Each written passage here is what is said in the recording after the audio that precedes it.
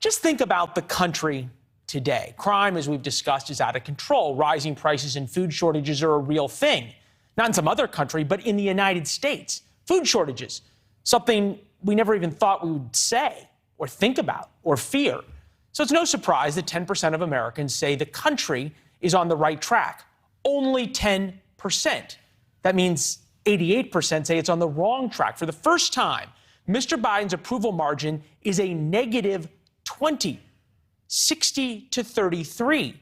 He is the most unpopular president at this time in his term. The Guardian, a traditionally liberal London paper, wrote from their Washington, D.C. bureau, Biden in crisis mode as specter of one-term Carter haunts White House.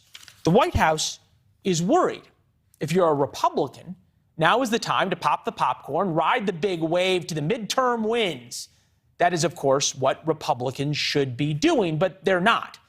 Instead, they are following a rule as old as time in politics. Screwing it up. Never underestimate Republicans' ability to screw up a certain win. The man at the center of that plan this time is President Trump, who even this weekend continued to relitigate the 2020 election. The radical left Democrat Party is not a 50% party within our country. They're against voter ID. Who's against voter ID?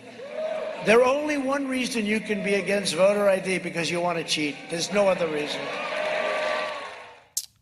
Other than him and a few other folks of questionable mental soundness, nobody cares.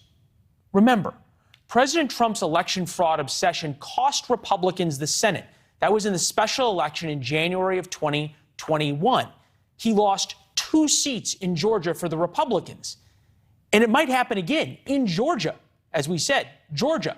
Trump's hand-picked Republican candidate is Herschel Walker. He is behind 11 points against Raphael Warnock. Warnock is a Democrat who won in the special election. That's in a state where Mr. Biden is underwater by nearly 40 points. That means Raphael Warnock is outkicking President Biden's coattails by 40%. That is literally unthinkable. Unthinkable for Democrats. Until you listen to the man President Trump endorsed for Senate.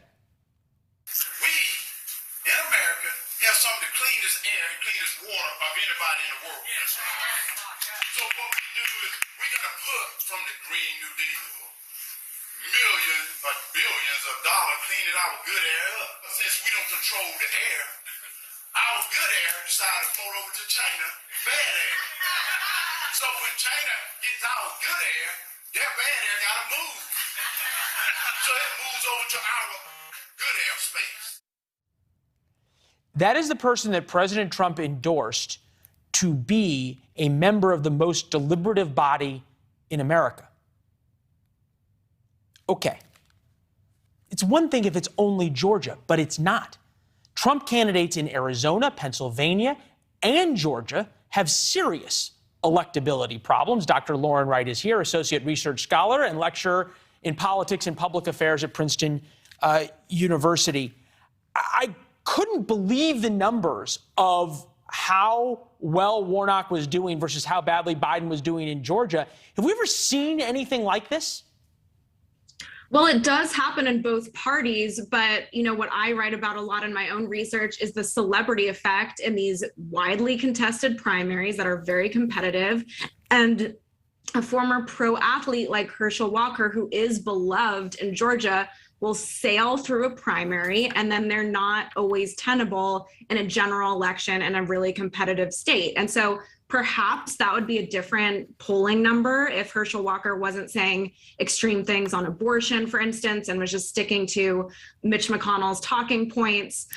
Maybe he would have a better chance. But as of now, the inexperience shows and the extreme views might cost Republicans that win that they might have otherwise had.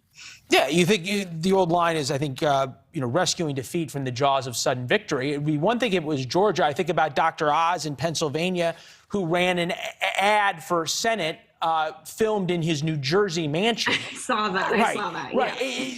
This seems to be a growing trend. Is there reason to really believe that these Trump endorsees have a potential to lose where a sort of generic, boring, run-of-the-mill Republican would have won?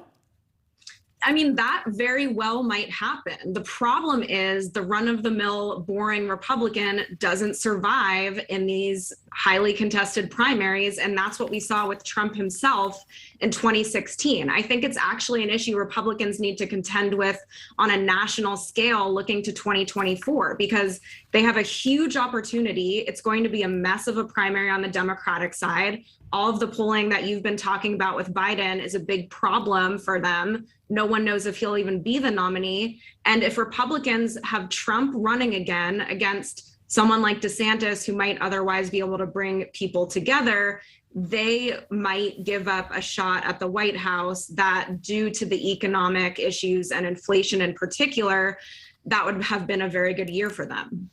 Yeah, I'm thinking specifically now about, say, Missouri, where you've got somebody like an Eric Greitens, again, a very, very flawed candidate with sexual assault issues, with big ethics issues, and yet he may win the primary as well. If you're Democrats right now, is there a way to exploit those issues? Yes, and they will. And they will also talk nonstop about the end of Trump's presidency and the impeachment and the January 6th hearings and how he did nothing while his vice president and Speaker of the House were being hunted. That will absolutely be the message. Abortion will be the message. The Dodd decision is very unpopular nationwide. And so Democrats have some things to talk about that they might not have otherwise had. Yeah, I'm thinking specifically about abortion. Among 18 to 29-year-olds, it's the thing that motivates them the most, even more than the economy. Lauren, I always appreciate you being here for no other reason than we've talked for years, and I still have no idea what your personal politics are. It's incredible, and the reason we keep having you back. Thank you. Thank you, Leland. All right. Thanks for watching. Go to newsnationnow.com to find NewsNation on your television provider. And don't forget to subscribe. Click the red button to get more of NewsNation's fact-driven, unbiased coverage.